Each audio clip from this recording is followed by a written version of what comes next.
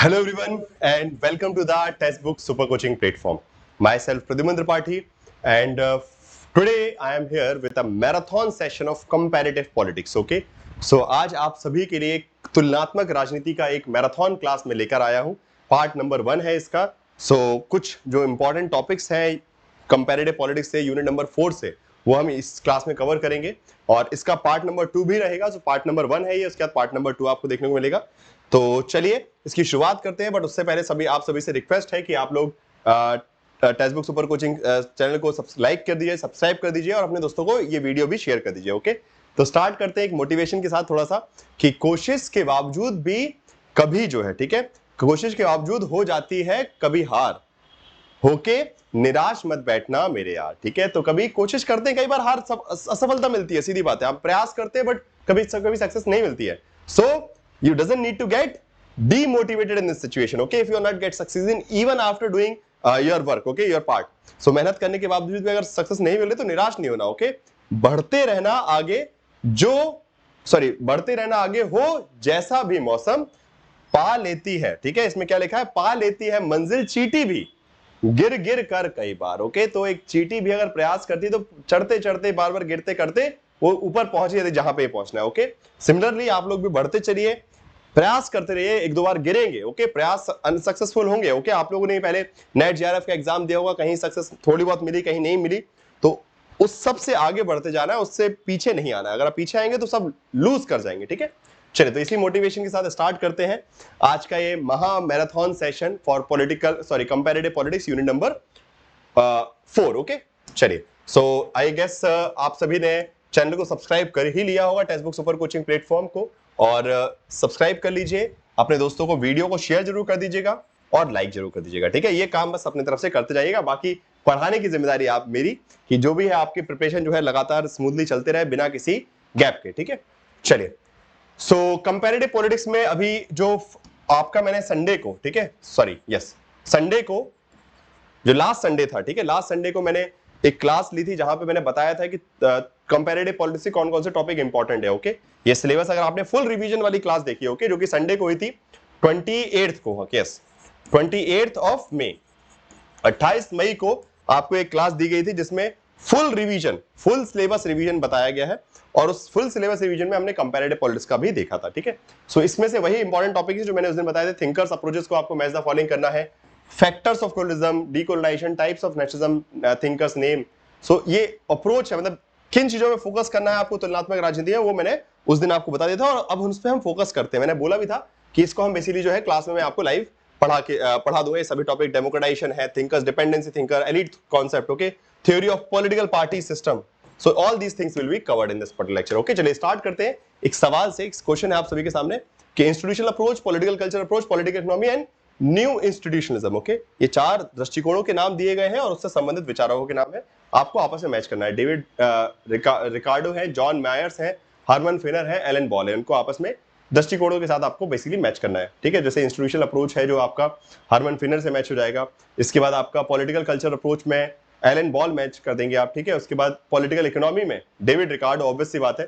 Then new institution, John Mayer. Okay, so यहाँ पे हो गया आपका Herman Finer, political culture approach Alan Ball, political economy David Ricardo and new institutionalism John Meyer. Okay, so correct answer क्या होगा? Correct answer आपका होगा D का.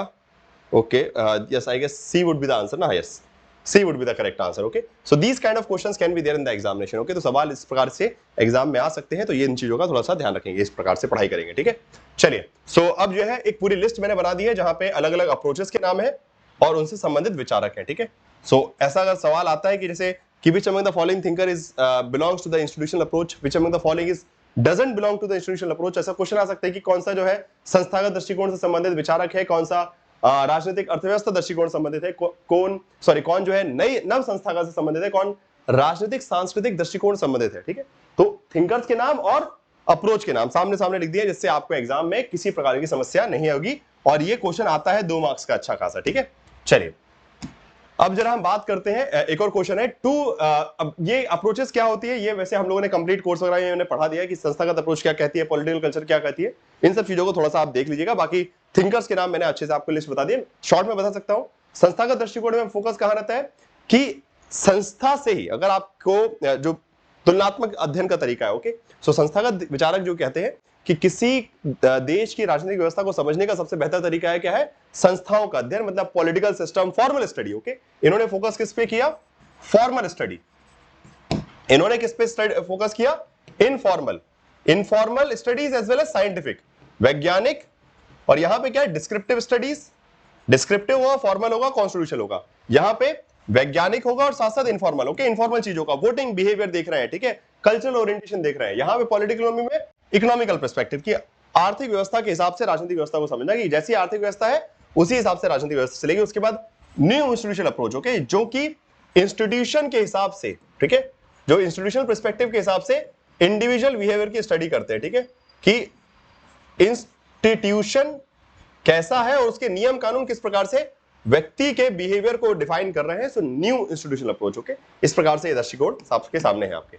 इसके अलावा क्वेश्चन है जैसे who use the cognitive effective evaluative coordination in the comparative analysis of political culture. Okay, बहुत सिंपल क्वेश्चन है कि भाई किसने राजनीतिक संस्कृति की तुलनात्मक विश्लेषण में संज्ञात्मक, प्रभावी और मूल्यांकनात्मक अभिविन्यास का प्रयोग किया गया है, ठीक है, आलमंड, पावल, वर्बा। ओके, सो बहुत सिंपल है, वैसे आप सभी लोगों ने को एक आइडिया पता है, कॉग्निटिव इफेक्टिव इवैल्यूएटिव, ये जो है सिविक कल्चर से संबंधित है, सिविक कल्चर से रिलेटेड है। सो इसका आंसर जो है अपने आप ही आलमंड एंड वर्बा हो जाएगा, जिन्होंने अपनी सिविक कल्चर किताब में 1963 में, ओके, 1963 में किताब आई है द सिविक कल्चर, उस किताब में इसका वर्णन किया गया है, ठीक है। ये अब ये इस ओरिएंटेशन के through, okay, so they have done a comparative analysis,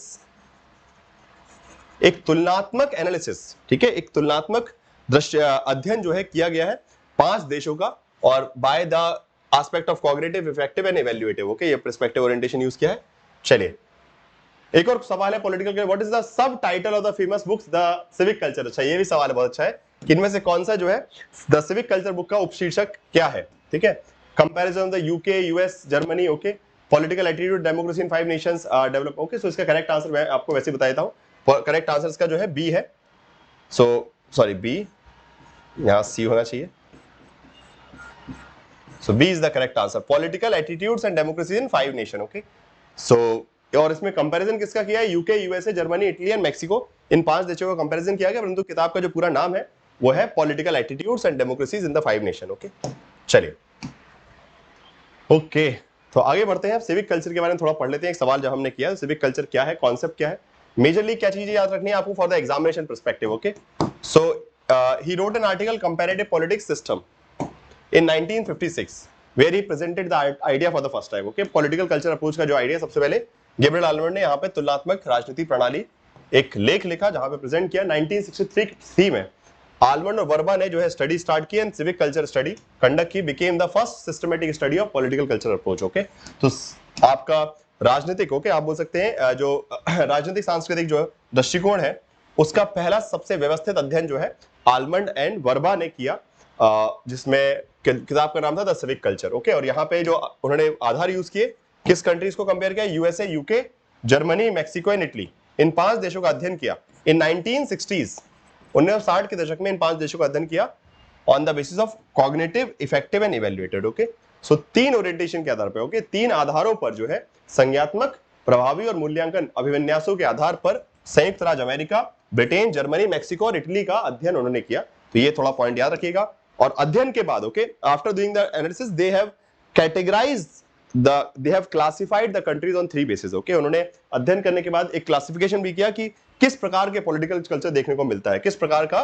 राजनीतिक, जो आप बोल सकते हैं राजनीतिक सांस्कृतिक प्रणाली जो है, राजनीतिक संस्कृति देखने को मिलती है। तो पहला तो बोला parochial culture. Okay, parochial culture क्या है, जहां पे very minimum basically people are not aware about the political system. Okay, मतलब the level of political development is very low, राजनीतिक विकास जो है या फिर राजनीतिक भागीदारिता बिल्कुल जीरो है ऑलमोस्ट, ठीक है, जिसमें आप बोल सकते हैं उदाहरण के लिए उन्होंने मैक्सिको का नाम लिया उस वक्त में। ओके, अभी नहीं, अब तो इंक्रीज हो चुका है, but during that period of time, okay, they said कि Mexico is example of parochial culture. Okay, मतलब बुरी स्थिति है, ओके, बुरी अवस्था में, बिल्कुल पाश्चात्य है एक प्रकार से। ओके, एंड राइट नाउ आप बोल सकते हैं कि अफ्रीकन कंट्रीज में, अफ्रीकन ट्राइबल सोसाइटी में देख सकते हैं। सिमिलरली सब्जेक्ट कल्चर कहां पे अप्लाई होगा, according to them the subject culture will be in the countries like Germany, Italy, China. Okay, for example current China, Germany, Italy को बोला सब्जेक्ट कल्चर। इट मींस कि where the citizens largely obey but participate little. Okay, जहां पे जो नागरिक है वो कैसे प्रजा की तरह, ओके, सो राजा प्रजा वाला रिश्ता चल रहा है एक प्रकार से। सरकार तो है परंतु जो जनता तो है परंतु जनता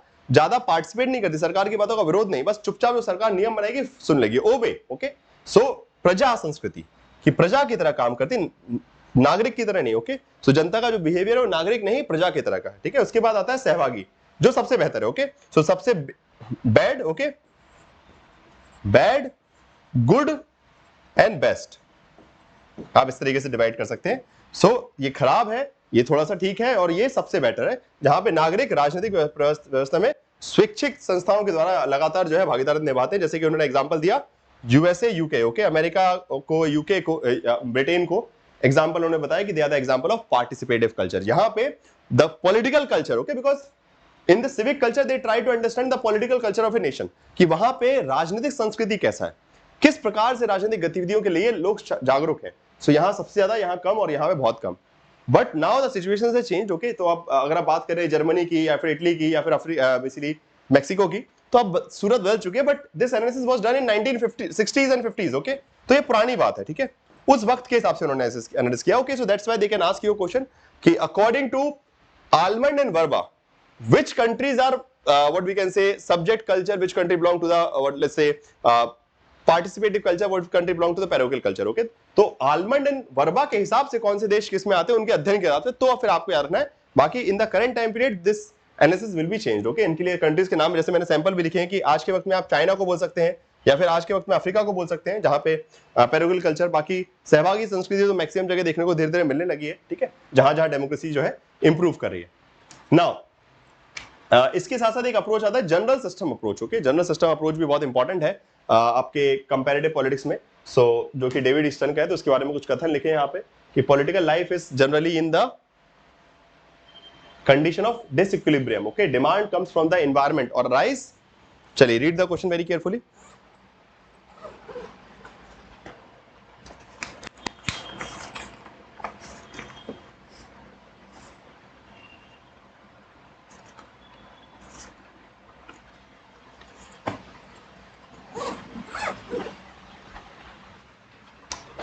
Okay, so input in the form of demand and support feeds the political system. Okay, and then the input emerges from the political system in the forms of binding decisions and policy actions. Okay, and then demands comes from the environment and arise when the system itself, okay, within the system itself. So इस प्रकार के कथन जो है यहाँ पे लिखे हैं।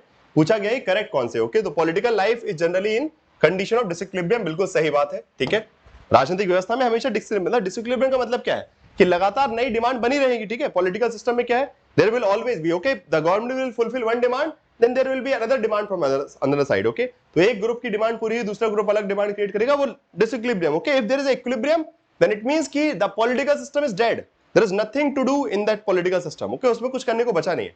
Fine, it has reached the ideal. Okay, मतलब अपने आप में आदर्श बन चुका है। अगर लोगों की डिमांड खत्म हो गई, मतलब पॉलिटिकल प्रोसेस खत्म हो चुकी है। फाइन, सो डेविड ईस्टन बोलते हैं कि there is always disequilibrium. Okay, there will be something from the people, then there will be some response from the government. Okay, तो ये सिस्टम जो है चक्कर जो चलता रहेगा एक प्रकार से cycle. Okay, then demands come from the environment. Okay, बिल्कुल ये बात भी सही है, फर्स्ट और second statement. Input emerges from the political system in the forms of binding decisions. No, output या इनपुट नहीं। ठीक है, decisions and policy action output निकलते हैं। ठीक है, इनपुट नहीं, यहां पे ये स्टेटमेंट गलत हो गया। Input in the forms of demand and support feeds the political system. So, input in the forms of demands and support feeds the political system. ये स्टेटमेंट भी अप्रोप्रिएट, हाँ, ये स्टेटमेंट हो सकता है। ठीक है, मांग और समर्थन के रूप में इनपुट राजनीतिक व्यवस्था का संचालन करते हैं। बिल्कुल हाँ, ये बोल सकते हैं डिमांड एंड सपोर्ट। हाँ, ये सही है। ठीक है, so 1, 2 and 4 the correct answer would be C here.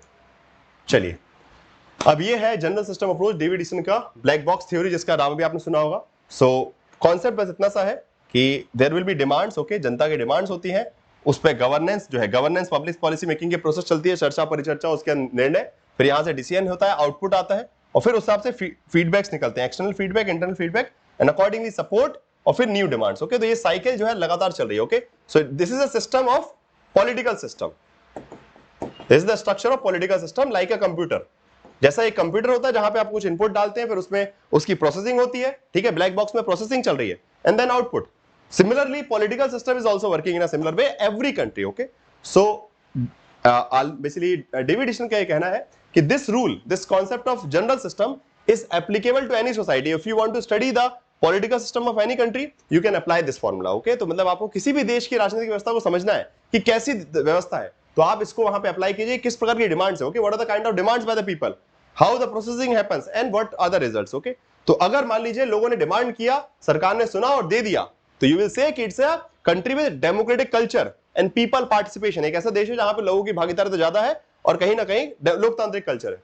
अगर मान लीजिए जनता ने डिमांड की और सरकार ने नहीं दिया और या फिर जनता को मारा पीटा या फिर उनके ऊपर लाठी चार्ज किया, फिर उनको लाइक सप्रेस किया, यू विल से कि इट्स अ अथॉरिटेरियन गवर्नमेंट. वो कैसी है, एक आप बोल सकते हैं तानाशाही सत्तावादी सरकार है. ठीक है, सो इस प्रकार से जैसा रिस्पॉन्स आएगा और जैसे न्यू डिमांड्स बनेगी, ओके, जनता कैसी चीजें मांग रही है, okay, the demands are identity based और मेरिट बेस्ड और समथिंग लाइक दैट. ओके, मान लीजिए लोग जात पात की डिमांड्स कर रहे हैं, उन सब चीजों की बात करें तो वो अलग प्रकार की डिमांड, तो वहां पे आपको उस देश की पॉलिटिकल सिस्टम के बारे में पता चलेगा, उसकी सिचुएशन के बारे में पता चलेगा. So he was basically saying this formula will be helpful to understand any kind of political system. Okay, these are the basic steps that happens everywhere. Okay, somewhere it is going to be good, somewhere it is going to be bad. Okay, तो कैसे inputs आ रहे हैं, कैसे outputs आ रहे हैं, that will totally explain you the whole political system and help you to compare. Okay, तो ये basically idea है आपका जनरल सिस्टम अप्रोच का. ओके, आगे बढ़ते हैं स्ट्रक्चरल फंक्शनल अप्रोच.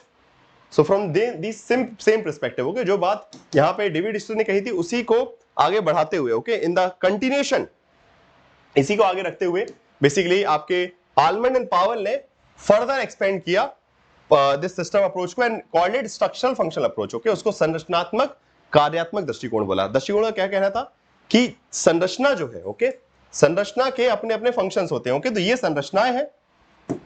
सो जैसे यहां पे सिर्फ इनपुट बोल दिया, उसको फर्दर डाइवर्सिफाइड किया कि किस प्रकार के इनपुट्स. तो इनपुट्स में political socialization, interest articulation, political communication, interest, ये दीज आर द फंक्शंस. ये स्ट्रक्चर है, ये इनपुट स्ट्रक्चर. ओके, इनपुट के स्ट्रक्चर, जहां से इनपुट आता है और उसके उनके फंक्शन, और यहां पे आउटपुट फंक्शन हो गया and output structure. Okay, so instead of using the word institution he use the word structure. Okay, so Almond Powell ने क्या किया, इंस्टीट्यूशन शब्द उपयोग करने की जगह, संस्था शब्द उपयोग करने की जगह क्या उपयोग किया, स्ट्रक्चर. कि वो स्ट्रक्चर का पार्ट है. ओके, लेजिस्लेचर, एग्जीक्यूटिव, जुडिशियल का काम क्या है, नियम बनाना, नियम को अप्लाई करना, नियम को चेक करना, एडजुडिकेट करना. ठीक है, वैसे ही फ्रेंड्स, फैमिली, एजुकेशन इंस्टीट्यूट, इनका काम क्या है, पॉलिटिकल सोशलाइजेशन, आपकी राजनीतिक समीकरण बनाना, आपका राजनीतिक समाजीकरण करना, राजनीति से आपकी पहचान करवाना, आपका परिवार, आपके दोस्त, ये सब. इंटरेस्ट ग्रुप क्या करते हैं, वो लोगों को एक हित के लोगों को एक साथ करते हैं, इंटरेस्ट आर्टिकुलेट करते हैं. People with similar interest they will come together.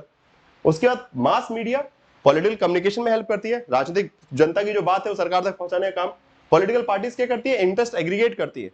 People with different interest they will join together. Okay, तो राजनीतिक दल क्या करती है, अलग अलग दलों का, ठीक है, राजनीतिक दल क्या करते हैं, अलग अलग वर्ग जो है उनको एक साथ लाते हैं, उनके हितों को का एकीकरण करते हैं, एग्रीगेट करते हैं, डिफरेंट इंटरेस्ट को एक साथ लाते हैं. ओके, यहाँ पे एक से इंटरेस्ट के लोगों को साथ में मिलाना है और यहाँ पे अलग अलग इंटरेस्ट के लोगों को. ठीक है, because political party can win when they have multiple support base. Okay, अगर एक कम्युनिटी के सपोर्ट बेस से काम नहीं चलेगा, they need to indulge everyone. Okay, so women को भी लेना, दलित को भी लेना, अपर कास्ट को भी, लोअर कास्ट को भी, बिजनेसमैन को भी, वर्किंग क्लास, सबको समग्र करना है. Okay, so finding a mean middle path. Okay, that's what political party do. Okay, बीच का रास्ता एग्रीगेट करना है, एवरेज निकालना. वी कैन सिंपली से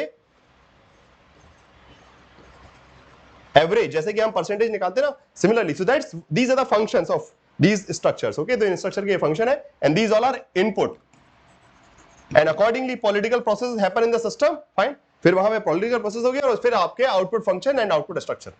सो this is the again another way of structural functional approach to study the political system of a country. Okay, किसी राजनीतिक व्यवस्था को समझने के लिए संरचनात्मक कार्यात्मक दृष्टिकोण है जो कि आलमंड और पावेल ने दिया है. ठीक है, इस मॉडल को यहां पे और अच्छे से देख सकते हैं आप. चलिए, ओके, हाँ, इसी अप्रोच में उन्होंने फर्दर सीक्वेंस भी बताया कि जैसे भाई पहले पॉलिटिकल सोशलाइजेशन आएगा, फिर इंटरेस्ट आर्टिकुलेशन, फिर इंटरेस्ट एग्रीगेशन, फिर सबसे आखिरी में पॉलिटिकल कम्युनिकेशन. ओके, राजनीतिक संचार सबसे नीचे आएगा. सबसे पहले राजनीतिक समाजीकरण, फिर हितों का जोड़ना, फिर हितों का एकीकरण और सबसे आखिरी में राजनीतिक संचार. ओके, तो ये सीक्वेंस है, ये क्वेश्चन भी एग्जाम में आता है. They can ask you to arrange them in a proper sequence. Okay, सवाल आ सकता है एग्जाम में कि इन सभी को कालक्रम में मतलब इसी प्रॉपर सीक्वेंस में चाहिए जिस हिसाब से फंक्शंस को इनपुट फंक्शंस को डाला गया है, ठीक है। तो ये क्वेश्चंस काफी फेमस है। चलिए, तो अभी मजा आ रहा है। आई होप कि आप लोग you guys must be learning a lot of things regarding comparative politics. तो आप सभी से पहले रिक्वेस्ट है कि please do like the session also and share with the friends also. अपने दोस्तों को शेयर भी करते जाइए, लाइक कर दीजिए, शेयर कर दीजिए और सब्सक्राइब भी कर लीजिए जो भी नए विद्यार्थी है, ठीक है। एंड इसके अलावा आप text book super coaching platform पे भी जा सकते हैं, वहां से भी अपनी टेक्स्ट बुक प्लेटफॉर्म पे जो क्लासेस है उससे स्ट्रक्चर्ड प्रिपरेशन कर सकते हैं। प्रॉपर अपने एग्जाम के लिए एक अच्छे से पूरा प्लेटफॉर्म आपको मिल जाएगा, complete courses, classes, crash course, complete course, notes, PDF, paper number 1, paper number 2, सब कुछ, okay, one stop solution. Okay, तो टेक्स्ट बुक आपको प्रोवाइड कर रहा है यूरिसनेट एस्पिरेंट्स के लिए स्पेशली सिंगल सब्सक्रिप्शन है, एक सब्सक्रिप्शन में आपको, ठीक है। तो आपको क्या करना है, सिर्फ एक सब्सक्रिप्शन लेना है, either for 3 month, 6 month, 12 month, 9 month, what, okay. आप 3 महीने का लीजिए, 6 महीने का लीजिए, 9 महीने का, अपनी जरूरत के हिसाब से, और उसमें फिर आपको सब कुछ एक्सेस, ओके, मॉक टेस्ट कर सकते हैं, study notes, video classes, okay, lectures, paper 1, paper 2, सब कुछ, ओके, कंप्लीट। ये नहीं कि सिर्फ पॉलिटिकल साइंस, पेपर 1 सबकी क्लासेस देख सकते हैं आप। सो इस सब्सक्रिप्शन का फायदा उठाइए और टेक्स्ट बुक प्लेटफॉर्म पे पहुंचिए, ठीक है। बात करने के लिए आप इस नंबर पे कॉल कर सकते हैं, सपोर्ट टीम आपको हेल्प प्रोवाइड करवा देगी। चलिए, तो आगे बढ़ते हैं। अब हम बात करते हैं कुछ ऑथर्स की और कुछ किताबों की जो कि इससे जुड़े हुए हैं कंपैरेटिव पॉलिटिक्स से। चलिए, तो यहां से भी क्वेश्चन आते हैं अक्सर कि कुछ बुक्स एंड ऑथर्स हैं पर्टिकुलर थ्योरी से, तो वो मैच करने के लिए पूछा जाता है। चलिए, कंटिन्यू कीजिए, just give me a second.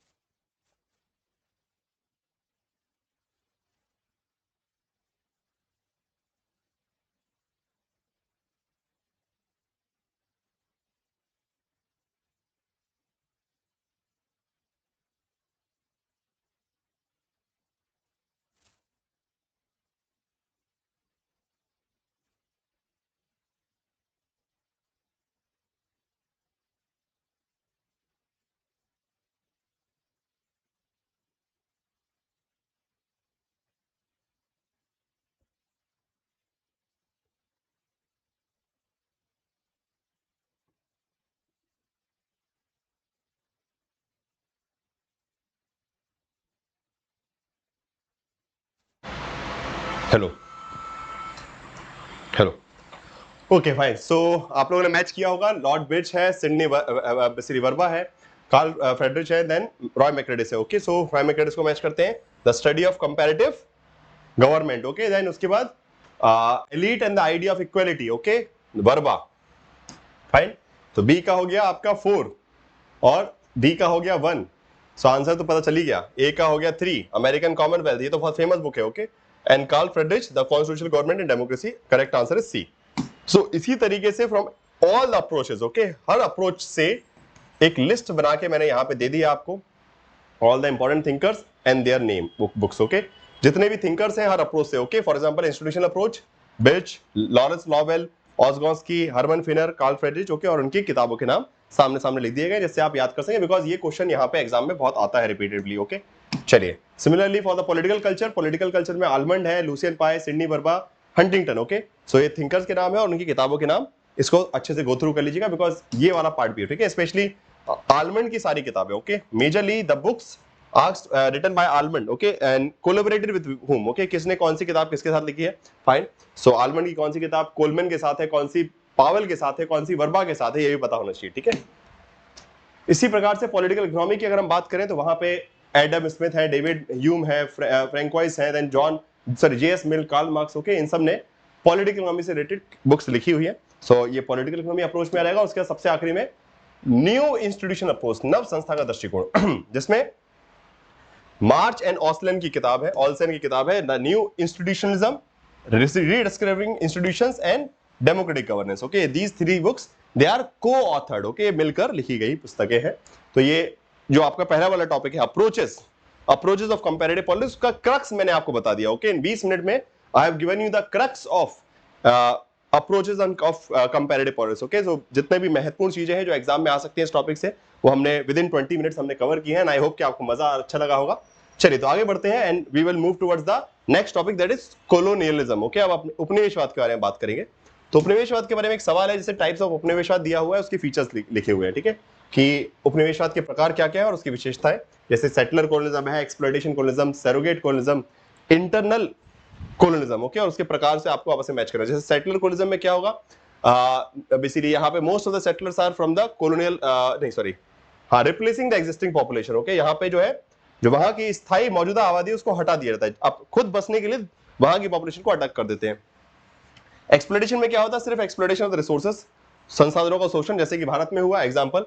Surrogate colonialism में the most of the basically यहाँ पे क्या होगा, हाँ, most of the settlers are from the colonial ruling, हाँ, most of the settlers are not from the, ऐसा एग्जैक्टली। ओके, जो settlers होते हैं वो खुद उस देश से नहीं होते जो उपनिवेशवाद कर रहा है, किसी दूसरे देश के लोगों को लाके बसा दिया जाता है। ठीक है, यहाँ पे क्या होता है, किसी दूसरे देश के लोगों को, एक देश किसी दूसरे देश के ऊपर कंट्रोल करना चाहता है तो वो खुद के देश लोगों को नहीं, किसी दूसरे देश के लोगों को लाके वहां स्थापित कर देगा, सेटल कर देगा। ठीक है, सो सरोगेसी एंड इंटरनल कोलिज्म, जो कि अपने ही देश के अंदर, ओके, स्पेशली नए स्वतंत्र देशों में देखने को मिलता है, जहां पे देश के अंदर ही, ओके, बाहर के लोग नहीं, अपने देश के अंदर ही एक क्षेत्र दूसरे क्षेत्र का शोषण कर रहा है। ओके, एक राज्य से दूसरे राज्य का शोषण कर रहा है, इस प्रकार की चीजें देखने को मिलती हैं। ठीक है, सो आपके हिसाब से आप बेसिकली मैच कर सकते हैं। फाइन, सो पहले वाले का हो गया आपका 3, उसके बाद ये भी, सॉरी, हाँ, 3, 1, I guess 4 and 2. Okay, this will be the answer. Okay, यही correct answer, B is the correct answer. Now, this list actually exactly shows the important forms of colonism, उनके features and examples. Okay, so from this particular part you can get a match the following question. Okay, यहाँ से एक match the following question आपके पास आ सकता है कि match कीजिए.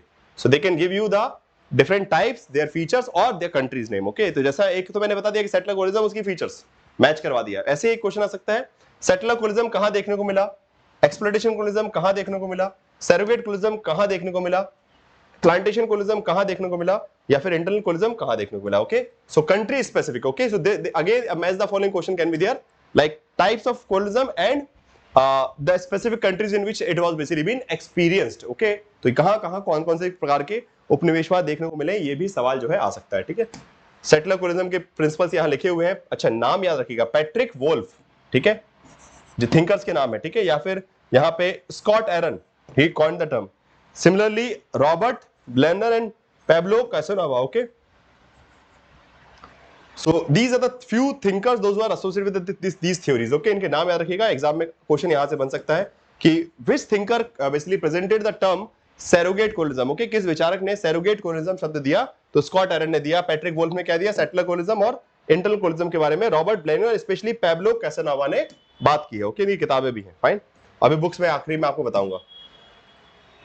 Similarly neo कोलोनिज्म का कॉन्सेप्ट भी है, ठीक है, जो कि इनिशियली जीन पॉल सार्त्रे ने कॉइन किया टर्म जो है नव उपनिवेशवाद। ओके, नव उपनिवेशवाद जो है नए तरीके का उपनिवेशवाद। ओके, लेकिन उपनिवेशवाद करने का नया तरीका, प्रीवियसली द ब्रिटिशर्स और let's say the European countries were they are directly controlling the political system. Okay, direct control, that was colonialism. Okay, जब प्रत्यक्ष रूप से उस देश में जाके वहां पे शासन किया जा रहा है तो उसको हम बोलते हैं उपनिवेशवाद, आपने उसको अपना उपनिवेश बना लिया। But now in this neo colonialism with the help of economical instrument,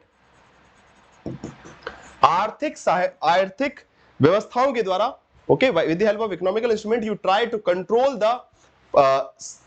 those countries specially. Okay, तो आर्थिक व्यवस्था के हिसाब से स्पेशली एक मल्टीनेशनल कंपनीज, इन सब की मदद से जो है इकोनॉमिकल इंपीरियलिज्म है। ओके, एक ये आर्थिक साम्राज्यवाद का एक तरीका है। ओके, नव उपनिवेशवाद का विचार जो कि आज के वक्त में हमको देखने को मिल रहा है, and specially first time it was used by Nkrumah in the context of the African countries undergoing decolonisation in 1960s। Okay, तो जब 1960 में, ठीक है, 1960 में अफ्रीकी देशों में डीकोलोनाइजेशन हो रहा था। Okay, he was a president of Ghana. Okay, Ghana के प्रेसिडेंट थे, इन्होंने बोला कि ये जो उपनिवेशवाद तो हो रहा है, ठीक है, ब्रिटिशर्स यहां से जा तो रहे हैं, ठीक है, जो औपनिवेशिक शासक थे वो छोड़ के जा तो रहे हैं, परंतु आज भी उनका जो आर्थिक असर है वो बना रहेगा और आज भी हमारी राजनीतिक व्यवस्था, आर्थिक व्यवस्था पे उनका दबदबा बना रहेगा एक नए रूप में। ओके, नए उपनिवेशवाद एक राज्य द्वारा नाम मात्र की स्वतंत्रता, ठीक है, तो वहां पे क्या है, नाम मात्र के लिए कह दिया गया कि आप आजाद हैं, okay, you are independent, but originally still the economical links are maintained. Okay, आर्थिक व्यवस्था बनी हुई है आज भी और साम्राज्यवाद जारी है, ठीक है।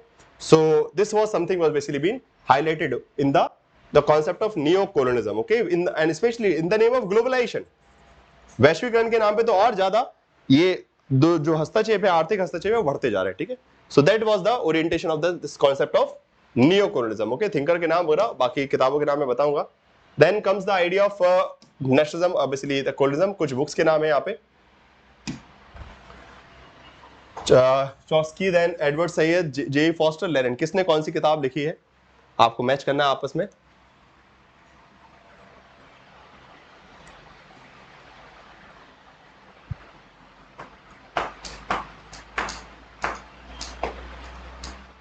सो ये हो गया इसका, एडवर्ड सैयद की cultural imperialism, J Foster naked imperialism, Lenin imperialism the highest stage. So the answer would be B is the correct answer. Okay, चलिए, सो इसी प्रकार से किताबें आ सकती हैं।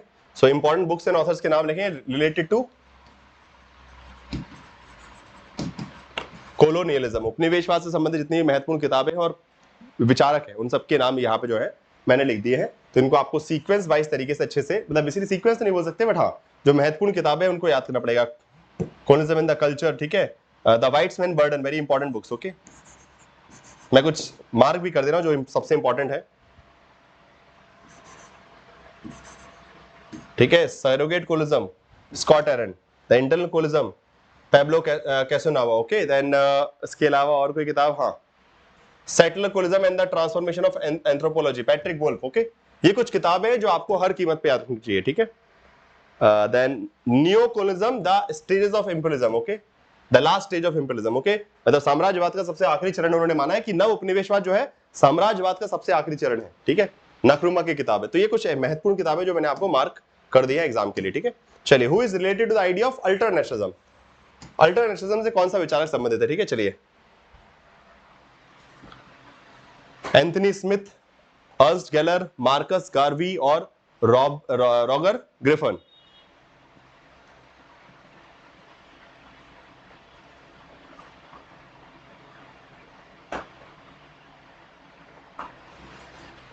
चलिए, very good, and the correct answer would be basically आपको क्या बोला था हमने, ultranationalism, so Robert Griffin. Okay, D was the correct answer. Okay, now अब यहाँ पे एक लिस्ट है all the different types of nationalism और उससे संबंधित विचारक। ओके, लिबरल नेशनलिज्म में इनके नाम ले सकते हैं, कल्चरल एंड एथिक नेशनलिज्म में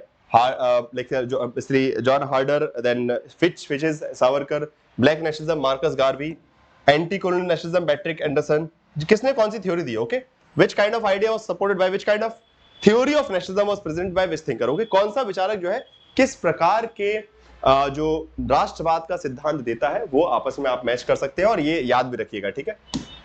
इसके अलावा यूरोपियन और नॉन यूरोपियन नेशनलिज्म के बारे में पता होना चाहिए कि यूरोपीय राष्ट्रवाद और गैर यूरोपीय राष्ट्रवाद में क्या अंतर था। बहुत सिंपल अंतर है, यूरोपीय राष्ट्रवाद के उदय होने के कारण अलग थे, ठीक है, फाइन, जहां पे सिविल लिबर्टीज की बात की गई। Okay, civil liberties, modernization, okay, individuality, these kind of things has basically brought people together to fight for their nation. Okay, जहां पे लोग जो है इकट्ठे हुए अपने देश में विकास के लिए, उसकी मॉडर्नाइजेशन के लिए, वहां से जो है मॉडर्न सोसाइटीज यूरोप में डेवलप हुई। तो that was a different orientation. Okay, but when we talk about the non European nations, okay, non European nationalism की अगर हम बात करें, so the reason behind the creation of non European nationalism is basically that की the problem of what we can say specially anti colonialism. Okay, जब उपनिवेशवाद विरोधी गतिविधियां स्टार्ट होती है, ओके, कि जो जिस प्रकार से यूरोपीय लोगों ने उपनिवेशवाद किया तो उसके अगेंस्ट जो ओरिएंटेशन स्टार्ट हुआ, that has resulted in the creation of the nationalistic feeling. Okay, so राष्ट्रवादी जो भावना है वो यहां से स्टार्ट होती है। तो non European nations, it began after the world war one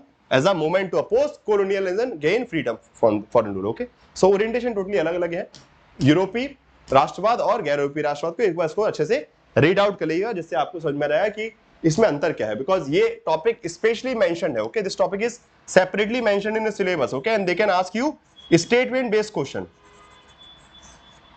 कथन आधारित सवाल आ सकते हैं कि इनमें से कौन सा कथन जो है यूरोपीय राष्ट्रवाद और गैर यूरोपीय राष्ट्रवाद के बारे में सही है या फिर गलत है, ठीक है। चलिए, who was the author of the book nationalism and liberty, किताबों के नाम बता रहे हैं राष्ट्रवाद से। सो Anthony Smith, Anderson, Anderson गैलर, and then Ernst गैलर basically, and hence Cohen and Benedict Anderson. Okay, nationalism and liberty किसकी किताब है?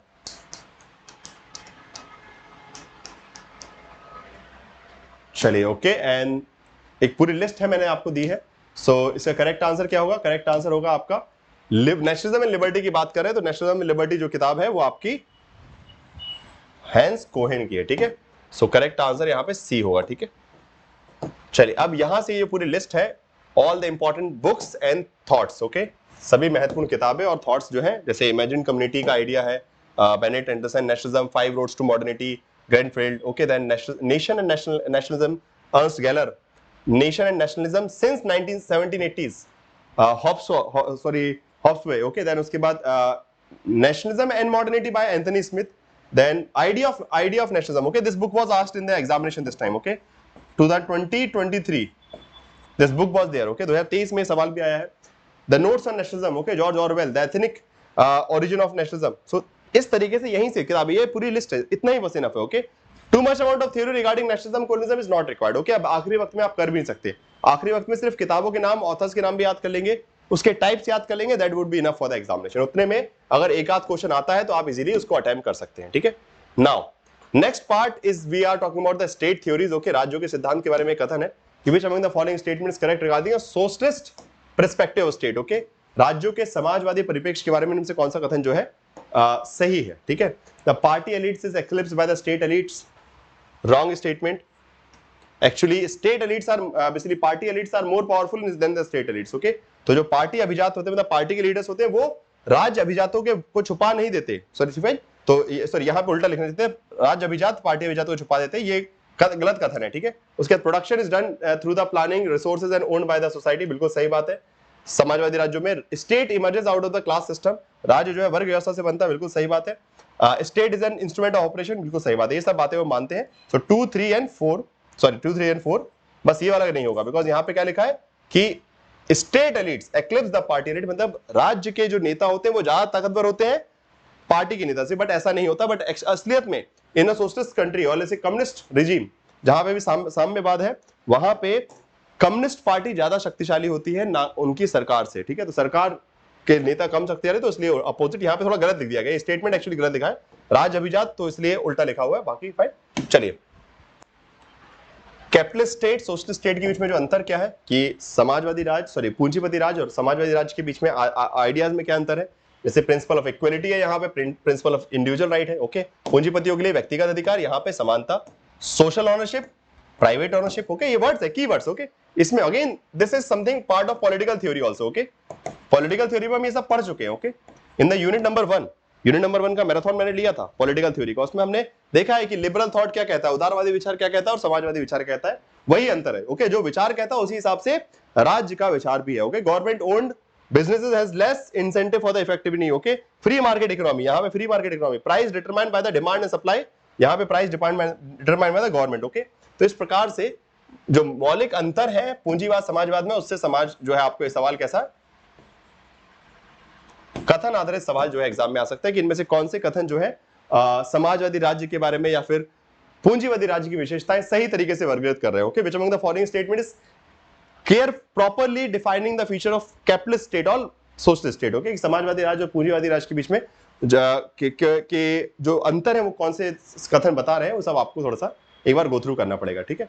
इसके अलावा पोस्ट कॉलोनियल स्टेट का कॉन्सेप्ट आता है जो कि सिर्फ उन राज्यों की बात करते हैं। Okay, those who specially talk about the states those who have seen a colonial rule during in their past. Okay, मतलब उन राज्यों की अध्ययन जिन्होंने अपने इतिहास में उपनिवेशवाद देखा है, कभी ना कभी उपनिवेशिक शासन रहा है वहां पे, and now they are free but still they have a post colonial identity, they have a post colonial impact. Okay, मतलब उपनिवेश होने के चलते उसका कुछ असर रहा है। अध्ययन कहां से स्टार्ट होता है? फ्रेंच फैनन से। Okay, he was the first person, 1950 में उन्होंने आइडिया दिया, then it was further expanded in 1970s by Edward Said, then further by thinkers like Gayatri Chakravorty Spivak and Homi Bhabha. Okay, तो इसकी शुरुआत जो है पोस्ट कॉलोनियल थ्योरी की शुरुआत जो है फ्रेंच फैनन से 1950 में हुई। उसके बाद 1970 में एडवर्ड सैयद ने इस विचारों को सबसे चरम पर लेके गया और उसके बाद गायत्री चक्रवर्ती सिपक और होमी भाभा जैसे विचारकों ने इसको फर्दर एनहांस किया। Okay, so this is very famous idea, उत्तर औपनिवेशिक विचार सिद्धांत की राज्य को देखने का। ओके, उन राज्यों का अध्ययन जो कि जिनमें पहले औपनिवेशिक काल रहा है, so to try to understand their problems from the colonial point of view, okay, from their history,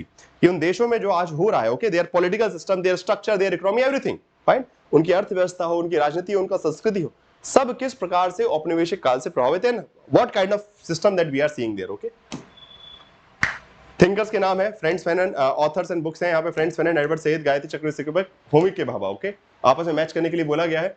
सो जैसे हम देखें फ्रेंड्स फैनन का किताब हो जाएगी the rest of the earth, Edward Said का हो जाएगा क्या आपका orientalism, Gayatri Chakravarti, critique of post colonial reason, and Homi Bhabha basically nationalism and nationalization. Okay, तो इस तरीके से आप आपस में इस क्वेश्चन को मैच कर सकते हैं। ठीक है, इसके अलावा कुछ बुक्स एंड ऑथर्स हैं, और basically Edward Said, Gayatri Chakravorty, Homi K Bhabha और उनकी। सो ये जो है ना एग्जाम में यहाँ से क्वेश्चन आ सकता है। Okay, just name of the authors and books, this is going to be very important question in the examination. Okay, so ये एग्जाम याद रखिएगा, ये सबसे मोस्ट इंपॉर्टेंट है एग्जाम में, यहाँ से अक्सर जो है पोस्ट कॉलोनियलिज्म से क्वेश्चंस आते हैं। फाइन, चलिए इसके अलावा टाइप्स ऑफ डेमोक्रेटिक रिजीम्स है, इसको भी देख लीजिएगा कि टोटलिटरियन है, ऑथोरिटेरियन है। वैसे इतना इंपॉर्टेंट टॉपिक नहीं है, बहुत रेयरली क्वेश्चंस आते हैं, बट हाँ ये वाला पार्ट है कि कौन से जगह किस प्रकार का रिजीम टाइप देखने को मिला है। ठीक है, एग्जाम्पल में मैच द फॉलोइंग आ सकता है, तो मैंने इसको बहुत शॉर्टेड कर दिया है। कॉन्सेप्ट तो अपने आप में अलग अलग है कि भाई जो आपका साम्यवादी अधिनायकवादी है, या फिर आप बोल सकते हैं फासिस्ट रिजीम कैसी है। ठीक है, फांसीवाद क्या होता है, जो बोल सकते हैं नौकरशाही की ताना, बेसिकली जो आप बोल सकते हैं सत्तावाद क्या होता है, नौकरशाही, या फिर मिलिट्री डिक्टेटरशिप, सैन्य तानाशाही। ओके, या फिर पैट्रिमोनिज्म। ओके, तो सबके कॉन्सेप्ट्स हैं, और वो कॉन्सेप्ट कहां देखने को मिले ये आप एग्जांपल के रूप में देख सकते हैं, बिकॉज मैच द फॉलोइंग आ सकता है कि इसका सैंपल एग्जांपल क्या है। फाइन, सो ये नॉन डेमोक्रेटिक रीजन से, okay, they all are non democratic, क्योंकि ये गैर लोकतांत्रिक शासन प्रणाली के रूप है। ठीक है, चलिए इसके बाद यहीं पे मैं इस क्लास को समाप्त करूंगा। ठीक है, इसके बाद ये कुछ इंपॉर्टेंट बुक्स भी हैं पॉलिटिकल रिजीम से रिलेटेड, जिनको आपको गो थ्रू कर लेना है लास्ट में। Fine, and anatomy of fascism जैसे, ठीक है, मॉडर्नाइजेशन एंड ब्यूरोक्रेटिक ऑथोरिटिज्म, डोनेल की किताब है। ठीक है, फाइन, बस इसके बाद यही समाप्त करते हैं, एंड पार्ट नंबर 2 भी मिलेगा आपको। ठीक है, कंपैरेटिव पॉलिटिक्स का मैराथन का पार्ट नंबर 2 भी मिलेगा। तो आज के एक पार्ट में हमने 4 जो टॉपिक्स हैं, ओके, स्टार्टिंग वाले जो 4 टॉपिक है, state theory, basically democratic regime types as well as approaches as well as colonialism, nationalism, 5 topics actually. Okay, तो ये 5 टॉपिक्स यहाँ कवर किए, एंड पार्ट नंबर 2 में भी जो रिमेनिंग टॉपिक्स हैं वो फटाफट क्विकली कवर करेंगे from the exam point of view only. Okay, सारा नहीं पढ़ना है अभी। Okay, these marathon classes are not for a comprehensive study, okay, these are specifically for the super fast kind of revision of the most important topic। okay, जो सबसे important topics हैं उसका exam oriented वे में बस मैं आपको बस उतना बता देता हूं जितना से आपका एग्जाम निकल जाएगा। ठीक है, तो इसी हिसाब से ये क्लासेस चल रही है, रेगुलर फॉलो करते रहिए। हर दिन आपको एक क्लास 5 बजे मिलती रहेगी। आपका काम क्या है, you have to watch that class very carefully, you have to read the PDF, you have to prepare it, and you have to wait for the next one. Okay, so ये daily काम चलाते रहिए कि daily का daily देखते रहिए, pending मत छोड़िएगा, because pending छोड़ देंगे फिर बाद में कवर नहीं कर पाएंगे, और एग्जाम बहुत नजदीक है। तो डेली आपकी आदत है कि you have a habit of joining the my session at 5 PM, 5 बजे की आपकी आदत डल चुकी है, तो इसलिए हर दिन 5 बजे जो वीडियो आते रहेगी उसको देखते रहिएगा क्लासेस को, और कवर करते जाइएगा। ठीक है, धन्यवाद आप सभी का आज की क्लास को देखने के लिए। आई होप कि पसंद आया होगा। तो बस जाने से पहले लाइक जरूर कर दीजिए, लाइक शेयर सब्सक्राइब करना नहीं भूलिएगा। ठीक है, ये 3 काम बिल्कुल कर दीजिएगा। ठीक है, धन्यवाद दोस्तों, थैंक यू।